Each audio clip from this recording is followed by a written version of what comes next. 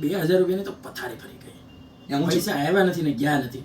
એવું છે તો આ બધું તમારું જે ટેન્શન ભરી જિંદગી છે હા. એની અંદર કંઈક નવું શીખવાડું કંઈક લાવ્યો છું તમારા માટે. તમે ભાઈ હું શીખવાડતા હતા બે લોખંડ હાડી ગલા ચોડિયા લઈને કયું ના રમો છો નાના છોકરાની જેમ તે. હું તમને શીખવાડું પણ મારે શીખવાડું ને હા, બોલો. આ બે વસ્તુ છે. આ બે વસ્તુની મદદથી તમારે આ વાયરની અંદર વિદ્યુત પ્રવાહ ઉત્પન્ન કરવો. બેટરો જોઈએ એમાં આમ નંબર પ્રવાહ ક્યાં બેટરી વગર વિદ્યુત પ્રવાહ ઉત્પન્ન થાય. એ કાંઈ ન થાય. અને કરીને દેખાડો તો તે ફટાફટ કરો હાલો. ચાલો જો હું આ ગૂંચળા છે ને ચુંબકની પાસે લઈને જાઉં આમાં લઈને જાઉં બરોબર. બધું હવામાં વાતો કરો માં તમે કઈ હવામાં વધુ લાગે છે. હા, એ હવામાં Proof છે. તો proof જોઈ હા, શકો. proof બધું. આજે તો બાકી મીટર લઈને આવ્યો છું. હવે તમે એમ કહો કે proof આપો તો જો proof દેખાડું જ તે હવે.